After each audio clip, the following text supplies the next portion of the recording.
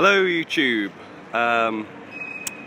You join me in Manchester at the Peace Gardens, and just across from me is the Peace Gardens, where you can see the start of Occupy Manchester. As I understand it, the official start date is tomorrow, but this camp has been here since last weekend. Let's walk over and see what we can see.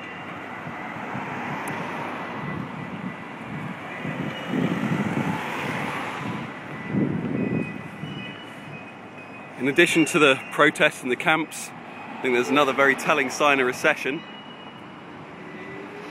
They're just desperate for someone to occupy the building, keep it in good nick, pay no rent.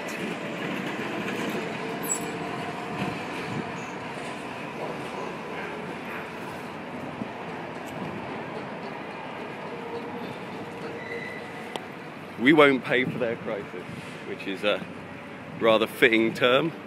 That's a view I've actually expressed myself, although I don't usually identify with this sort of public protest. I've been on a few and they tend to leave me cold.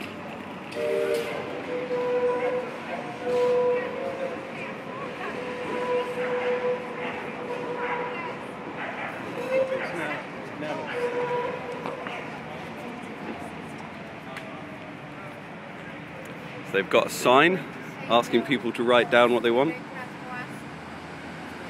The government exists to serve the people.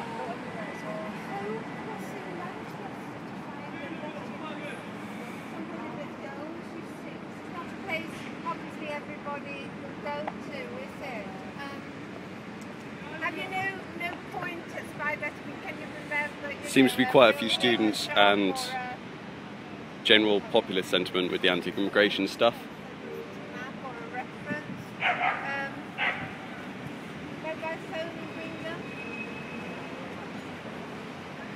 I honestly don't think spray paint is very good for a tent, but I suppose on this meeting you're not going for the lifespan of your tent, you're going for ideology. Let's go down and see if anyone wants to have a chat.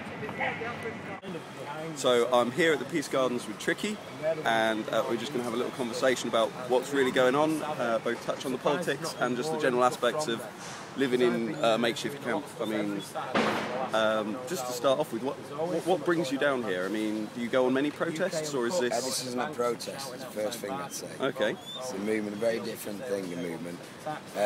We're actually, I mean, what brings me down within this, what you're saying, is I set up eco communities, or I'm not involved in eco communities and setting up them. So I work quite hard on actually all of the basics. If you want to plug an eco website or anything like that, are you part of any Pennine groups? Eco Village. Pennine Eco Village. I'll see if I can find it. I'll include a link below. Great. No, I love eco villages, all the stuff like that. Oh, it's tremendous. I teach people how to be self-sufficient, how to survive, including wild foods, things like that. You see, are all around us. In that case, I'll have to give you a link to my channel where this video will go. Again, for those who are seeing this and don't know my channel, link to my wild food videos, link to my real ale videos will be down below. Beautiful. Right. And what brings me here is this is a global movement. So I've had some knowledge of this for quite a while, and I mean it started quite a while ago.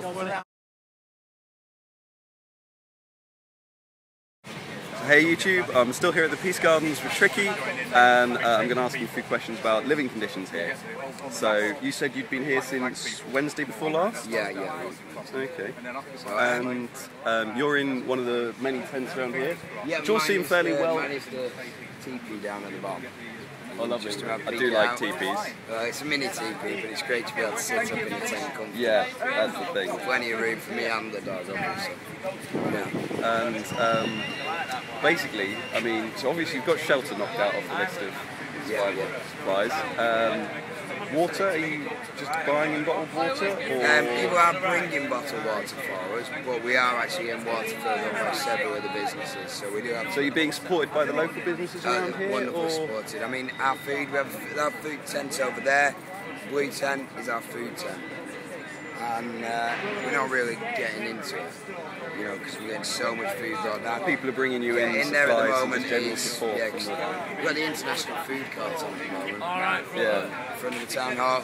and they're massively behind us, as we find most as well. So like in there, there's three big trays of pasta, different flavours of pasta, you know, type stuff.